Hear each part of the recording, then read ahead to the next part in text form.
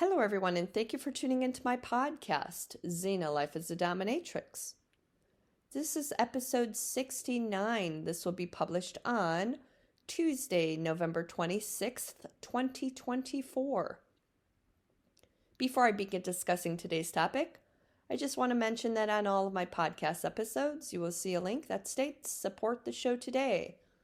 When you click on the link, it leads right to my Venmo page. So thank you all very much for tipping, tuning in, subscribing, and spreading the word about my little podcast. It is much appreciated. All right, today's topic. What haven't I done in a BDSM scene that is? I'm a very open-minded person. I'm open with experiencing different fetishes, different fantasies, fulfilling fantasies, and then I express what I just won't do. Just yesterday, I had a 1 hour non-stop spanking spree session with a very naughty slave. And after the session, he asked, "Do I really enjoy this? Do I really enjoy spanking?" I said, "Of course I do. Of course I enjoy giving spankings. I wouldn't be doing this if I didn't enjoy it." So today he called me. He said, "My ass is still sore, mistress." Well, I said, "No shit. I used all these wooden implements, my cane, my ruler, my hairbrush, my paddle, but most of all, I prefer my bare hands. And of course your ass is going to be sore."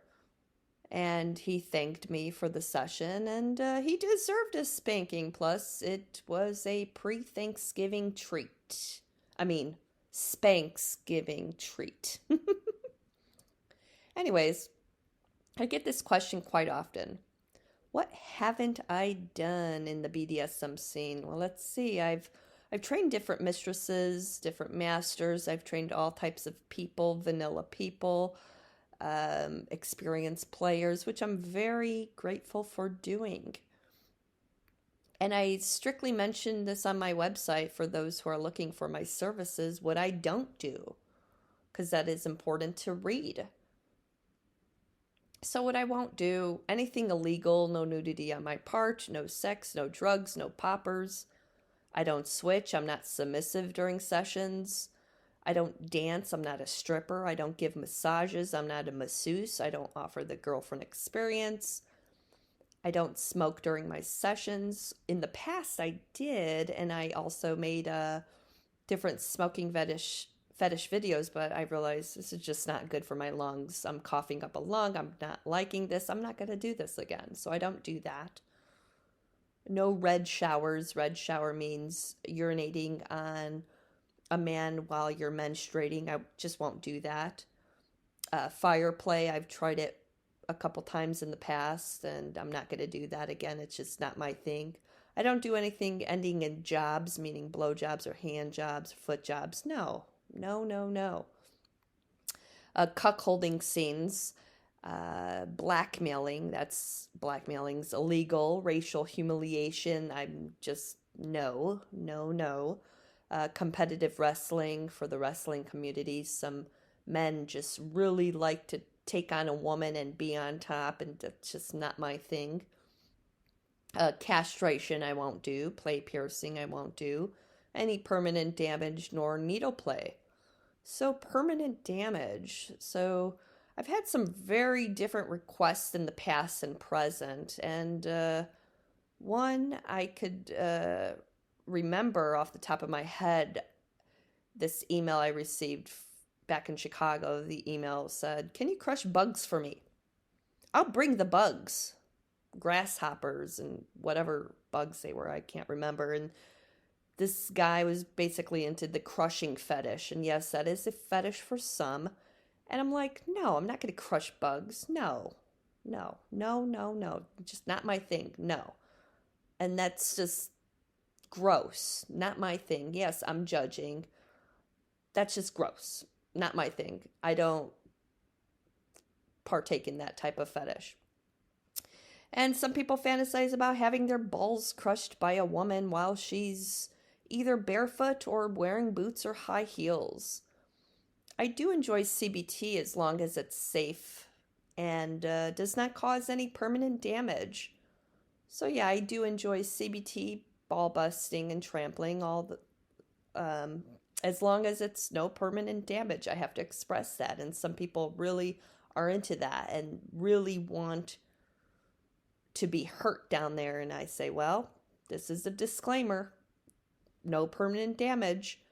And just the other day, I received a email, and basically I said, well, this is a hard no for me. And the email consisted of, well, this person, he wanted a punching session, and he wanted for his ass to be really beat. Like, he really wanted to be beat up.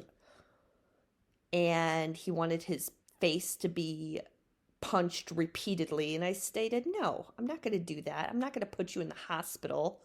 I'm not going to give you permanent marks. I'm not going to give you a black eye. I'm not going to bust your nose. I don't give permanent marks. Also, BDSM is not violence. BDSM is safe, sane, and consensual. And back to crushing. Let's see. Some people fantasize about being castrated, and they're very serious about it. And I just say, no, I'm not going to do that. Why don't you see a doctor that will castrate you? How about that? And it's a person's fantasy to have a woman just take their balls and really put them in a jar, make fun of them, and I've never done that, nor would I. So let me get back to the topic. What haven't I done? What haven't I done? Let's see what comes to my mind right now. Let's see. I've never shoved a foot up somebody's ass. I think that would require a lot of lubrication. For sure. And I definitely think some people should have a foot up their ass. Consensually, that is. I've never stapled somebody's skin nor somebody's lips shut, nor would I be open to trying this. To each its own. But I did buy a stapler in the past for one of my shows. And I thought it would be so hot if I stapled my victim's lips shut for part of the show. And the guy, he was really into needles. And then I thought, no, I'm not going to fucking do that. I'm not into that. I'm not going to do it. And sure, it would look pretty extreme for the show, but I'm just not going to do it. And speaking of needles, that's just something else I've never done in a session, was play piercing or needle play. That's just not my thing. And speaking of shows, this show in the past, this was, let me think, 2006 in Chicago. And it was a friend at the time and a female submissive part of the show. And we were naughty nurses, and the female submissive was our naughty patient. And my friend at the time, she pierced the submissive on stage. And all I did was look away because I found it very hard to watch and get a little like, ugh, that's just not my thing. Not really into needles, although I do have tattoos.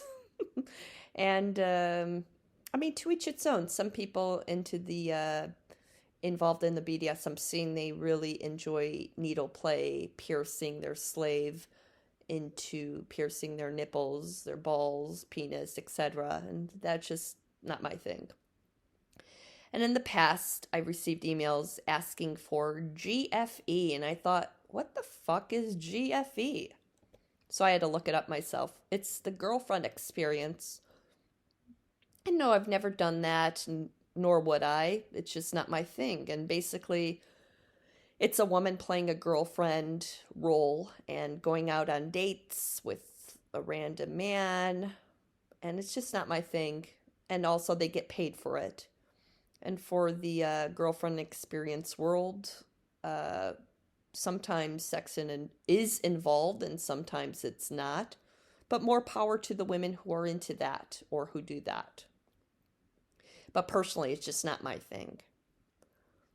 A few times here in New York, I received emails from people asking for a massage. And I said, did you read my website? I don't offer a massage, nor am I a masseuse. You want a massage? Go see a masseuse. Click. Or actually, these were calls, not emails, but calls. And the only massage I gave actually was just yesterday after I spanked his ass. It was a form of aftercare, just massaging his bare ass and feeling the heat and massaging his ass. And he really enjoyed that. Fire play. That's just something that some people in the BDSM community are into, but it's just not my thing. I remember at some dungeon parties in Chicago, some couples would engage in this fire play. They were experienced players, so obviously they knew what they were doing. So obviously I would have a fire extinguisher handy, just in case. And for those who are into that fetish, it is very important to have a fire extinguisher. So while I would watch these different scenes, I thought it was pretty and all visually, but it's just not my thing. I tried it once on a slave in 2002. No, I take that back. I tried it on the same slave 2 different times in 2002. And it was so intense, and I realized, okay, fire play, it's not my thing. I won't be doing that again. And I just realized, I remember he was really into that, and then I was just, after the second time, I'm like, okay, I'm not gonna do that again. It kind of, like, it was pretty intense, and he was okay, no permanent damage, nothing like that. He was okay, but it just really was like, whoa, and I was like, okay, I did it, not gonna do it again. Let's see, what else I'm not into? Cutting or carving or branding somebody's skin. For a past show, I want to say in 2007, it was with a slave girl, a lovely slave girl, and she was really into knife play. And for the show, I want to say this was at Excalibur's in downtown Chicago, and there was an event called the Gothic Fest. And for the show, I wanted to do something shocking and extreme, so she said, well, I have my knife, and I knew she was into cutting, so I said, okay, let's just rehearse this like a few days prior to the show, because I've never used a knife to cut anybody. So we practiced a little bit, and no blood. I was just very gentle and very cautious. And she showed me what she liked, and it was her own knife. And I have the photos of the show actually to this day. I can't post them on Facebook, but they were. I mean, the show was beautiful. It was visually extreme. During the show, I was just so afraid that her back was just going to bleed a lot. I used her knife on her bare back. And the knife, of course, was clean and sterile, and it was her own knife, and it all worked out. And knife play is just something I don't get into, and I did it once on her, and I won't be doing it again. And she was a personal friend, slave girl, and she trusted me, and I trusted her. And I pushed my own limits. I pushed her limits. I remember the marks stayed on her back for a good week or so, and she was sore, and she really enjoyed it. She enjoyed the extreme play, and more power to her. And the photos, yeah, they were pretty intense, and she was she was up to trying a lot of different fetishes from what I could remember. And then she ended up moving away for a job, and I thought, oh man, what a bummer. She was a lot of fun to play with. So, but yeah, when I get a random, like after a session or an email or a phone call, I will get a random message. What haven't you done in the BDSM scene? Well, I've never shoved a foot up somebody's ass. That would be a stretch. Dun dun dun. Would I be open to doing that? Open. Get it? Open. I'm not sure. I like my feet. I like how clean they are. And speaking of clean, an enema play for playing naughty nurse role play with a naughty patient, giving enemas is very popular and fun to do. I call them wet and wild. And and then I jokingly say, I think this whole damn country needs an enema. A good old cleaning. This world needs an enema. A good cleaning. So many bloated people out there. But enemas are pretty good to do and pretty good to have, and that's a whole other fetish for the medical fetishists out there. So yeah, I think that's about it from what I could think of. What haven't I done? And I like to also I enjoy pushing my own limits to see, how much I could spank somebody, or how much I could, how much rope can I use on this person? How much bondage can this person take? And